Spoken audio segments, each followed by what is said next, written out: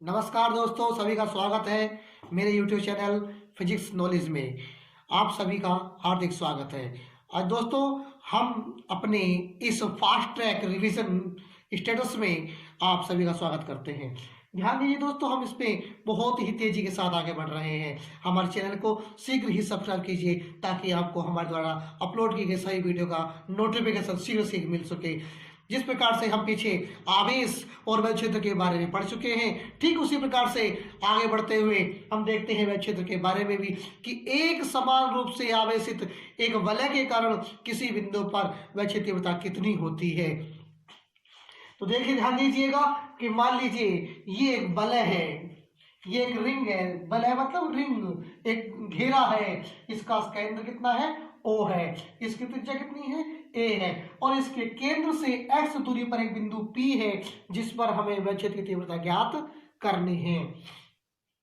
मान लीजिए इस वलय पर एक समान रूप से आवेश बिखरा हुआ है, प्लस Q आवेश बिखरा हुआ है, और यह वलय कई छोटे छोटे अल्पांशों से मिलकर बनी हुई है। मान लीजिए एक अल्पांश है AB।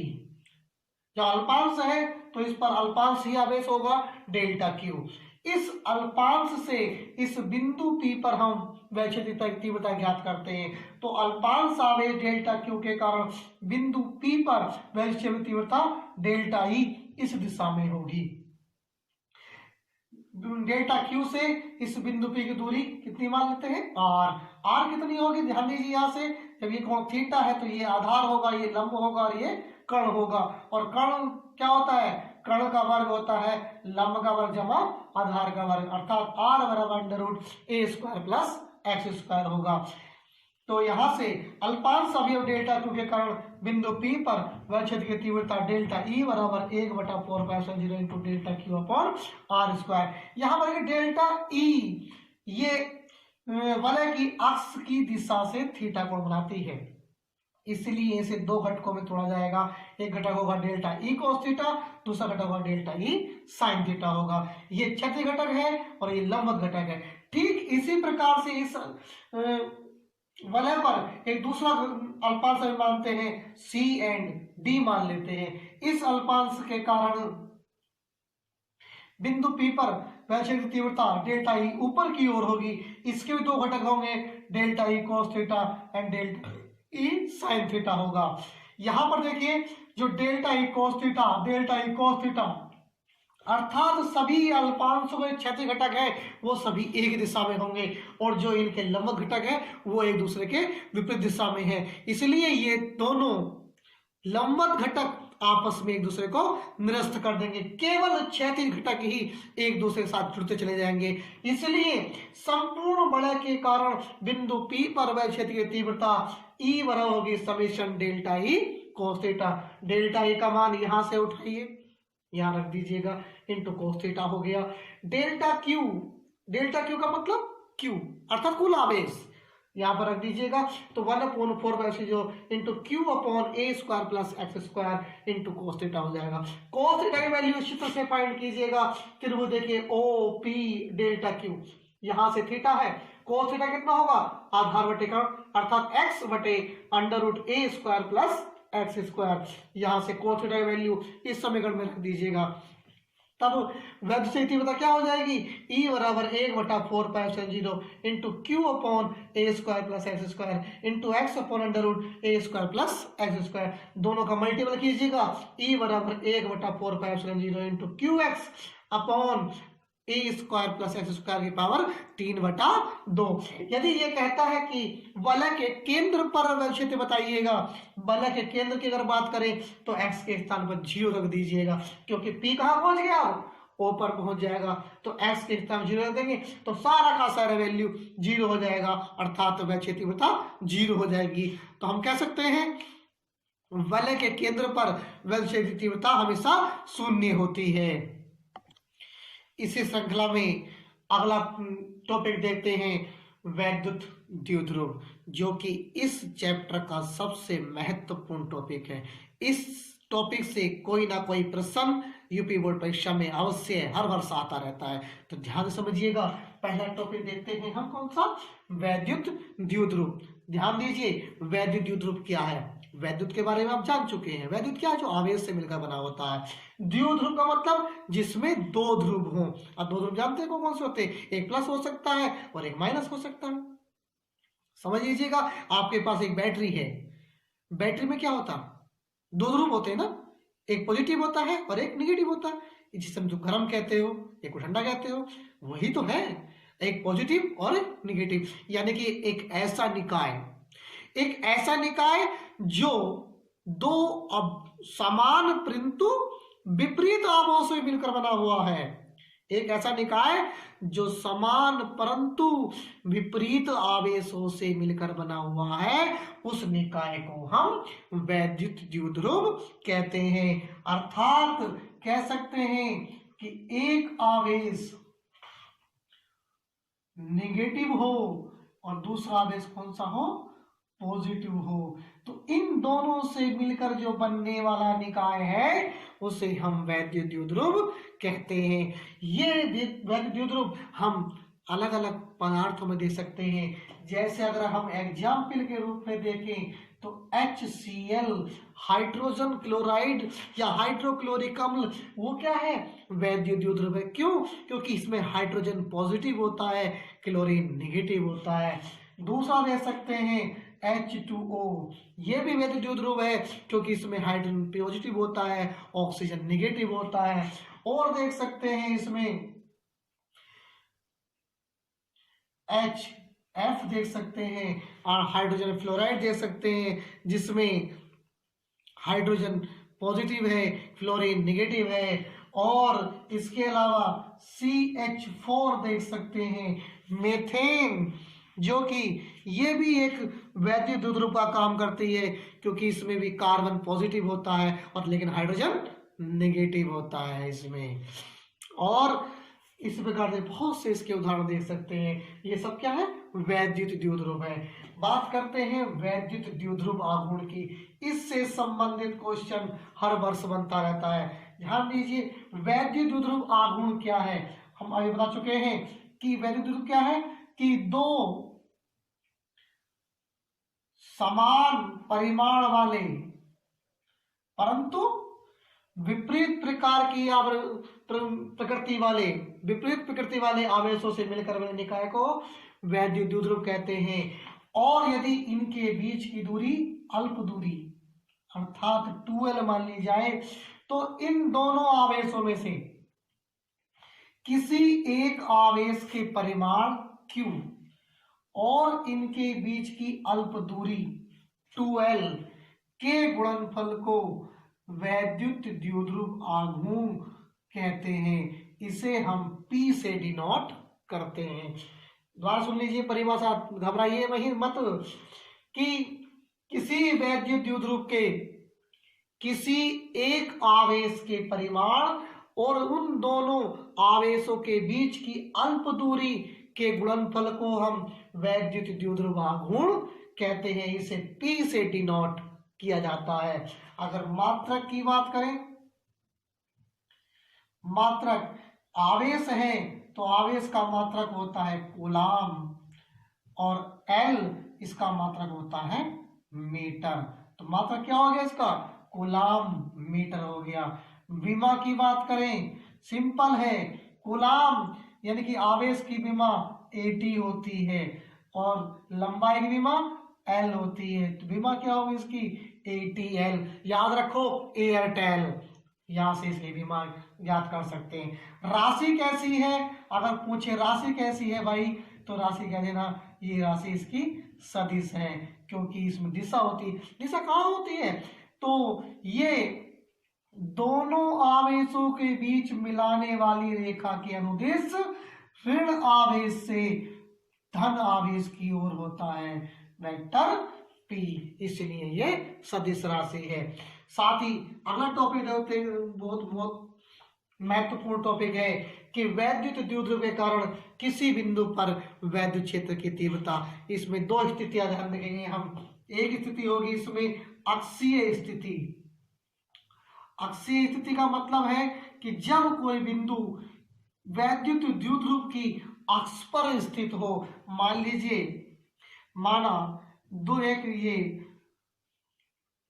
वैद्युत द्विध्रुव ए बी है जो जिसकी अल्पांश लंबाई 2l है और ए पर माइनस क्यू आवेश है, बी पर प्लस क्यू आवेश है, इसके मध्य बिंदु ओ से आर दूरी पर इसकी अक्ष पर स्थित है। ये एक बिंदु P है जिस पर हमें वैद्युत क्षेत्र की तीव्रता ज्ञात करनी है। तो ध्यान दीजिए, अब बात करते हैं पहले बिंदु A पर। बिंदु A पर माइनस क्यू आवेश है, तो माइनस क्यू आवेश की दूरी बिंदु P से कितनी होगी, ये ध्यान दीजिएगा। यही गड़बड़ कर जाते हैं बस, और कुछ गड़बड़ नहीं होती है। यहां देखिएगा, माइनस क्यू आवेश से बिंदु P की दूरी यहां तक, अभी हमने मानते कि O से लेकर P तक की दूरी कितनी मानी हमने, R मानी है। तो A से P तक दूरी कितनी हो जाएगी, R प्लस L हो जाएगी, क्योंकि R तो ये है ही और ये इसकी अर्ध लंबाई L इसमें जुड़ जाएगी, क्योंकि यहां तक ये L है और ये भी हमने L ही है। अब बात करते हैं इस बिंदु B से P तक की दूरी कितनी होगी। देखिए यहाँ हो जाएगी R माइनस L, क्योंकि इस R में से ये जो पूरी R है हमारी, इसमें से ये L लंबाई घट जाएगी। तो हम बारी बारी से माइनस क्यू आवेश के कारण बिंदु P पर देखते हैं कहाँ क्या होगी, और इस B के कारण देखते हैं बिंदु P पर वैद्युत तीव्रता कहाँ होगी। माइनस क्यू आवेश के कारण बिंदु P पर वैद्युत क्षेत्र की तीव्रता पीछे की ओर होगी, यानी कि द्विध्रुव की ओर ही होगी, अर्थात बी पी ए दिशा में होगी। इसे हम कह दीजिए E1 कह देंगे।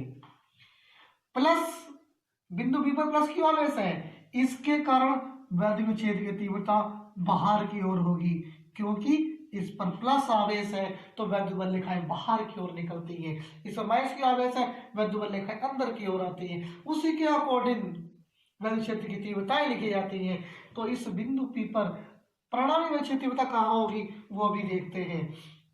तब देखिए, माइनस क्यू आवेश के कारण बिंदु P पर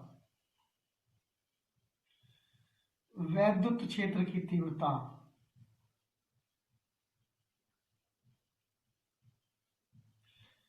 E1 बराबर 1/4πε0 इंटू Q अपॉन दूरी कितनी है R प्लस एल का होल स्क्वायर न्यूटन प्रति कूलम। दिशा लिख देंगे साथ ही इसकी, ये दिशा है P से A की ओर, अर्थात PA दिशा। दूसरा लिखते हैं, प्लस Q आवेश के कारण बिंदु P पर वैद्युत क्षेत्र की तीव्रता E2 बराबर 1/4πε0 into Q upon R minus L का होल स्क्वायर, क्योंकि यहाँ दूरी B से कितनी हो गई, R माइनस एल हो गई, न्यूटन प्रति कूलम। दिशा क्या हो जाएगी इसकी, B से P की ओर, अर्थात BP दिशा में। अब ध्यान दीजिए, यहां पर E1 द्विध्रुव की ओर है और E2 बाहर की ओर है। तो बिंदु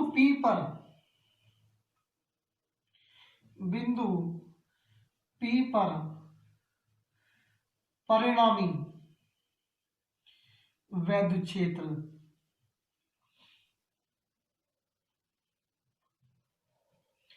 की तीव्रता